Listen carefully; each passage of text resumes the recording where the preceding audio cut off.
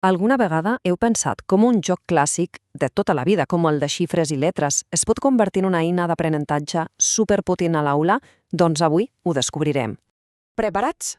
Vinga, anem a veure com podem agafar aquest repte tan conegut i adaptar-lo a l'aula moderna per fomentar no només el pensament ràpid, sinó també la col·laboració.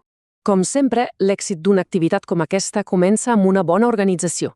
Anem a veure com muntar-ho tot per crear una competició que sigui divertida, amistosa i, sobretot, molt productiva. La veritat és que no calen gaires coses. Amb una pissarreta i un rotulador per equip ja en tenim prou. L'objectiu és claríssim, que tothom col·labori. I sabeu quina és la clau perquè tothom participi? La rotació de rols. Avui un escriu, demà un altre fa de portaveu, així ens assegurem que tothom s'implica.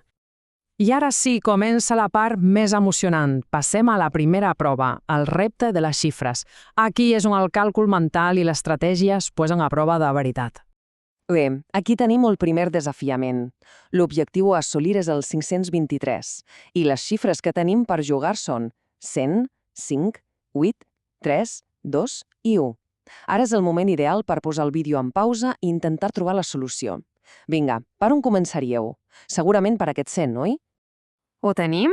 Mireu, la solució ens mostra una estratègia que és bàsica, dividir un problema gran en parts més petites i manejables.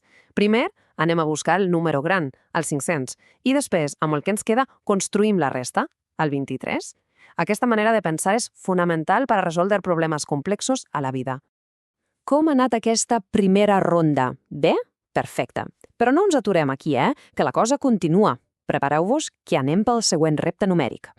Aquest cop l'objectiu és el 816 i un petit consell, el camí que sembla més evident, com per exemple multiplicar 100 per 8, potser no és el bo. De vegades cal pensar una mica més enllà. Vinga, pauseu i a buscar la combinació correcta. I aquí la tenim. La clau era no precipitar-se. Sumant primer el 100 i el 2, obtenim 102.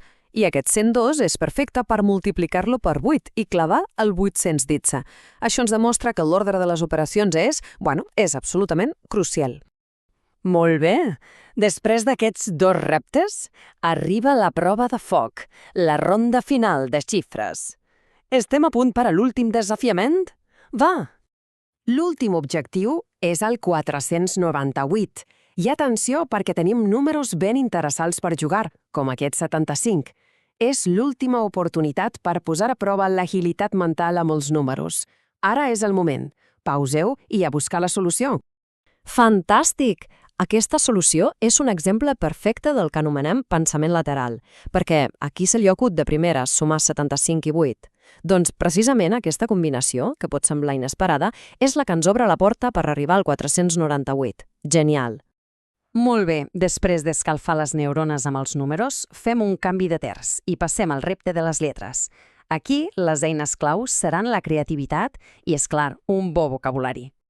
Aquí tenim la primera selecció de lletres. L'objectiu, ben senzill, trobar la paraula de 9 lletres que s'hi amaga. Preneu-vos una estona, reordeneu-les mentalment i a veure si trobeu la solució. La paraula de 9 lletres era encuestar, un verb que, per cert, va perfecte per a projectes de classe que tinguin a veure amb estadístiques o amb fer enquestes. Bona feina amb la primera paraula. Anem a veure si hi ha la mateixa sort amb la segona. Esteu a punt? A veure quina paraula s'amaga amb aquest nou grup de lletres. Aquesta és la següent combinació de lletres. Com abans, l'objectiu és trobar la paraula de 9 lletres. És un bon moment per posar-ho en pausa i posar a prova el vocabulari. I la resposta és preguntes. No podria ser més adient, oi? Una paraula que al cap i a la fi és el motor de la curiositat, de la investigació i de tot el procés d'aprenentatge. Bé, després de tots aquests reptes de xifres i lletres, fem un pas enrere un moment. Què hem après realment amb aquest joc? Quina és la conclusió? Doncs, com es pot veure, aquest joc tan simple va molt més enllà de passar una bona estona. És una eina superdinàmica per desenvolupar un munt d'habilitats essencials. Parlem de càlcul mental, de pensament estratègic, d'ampliar vocabulari i, molt important, de treballar en equip i resoldre problemes quan tenim el rellotge en contra. I tot això ens porta a una reflexió final. Si un joc tan clàssic com aquest pot ser tan i tan útil, quants altres jocs tradicionals de tota la vida podrien amagar un potencial educatiu brutal que potser encara no hem explorat del tot? És una bona pregunta per donar-li voltes.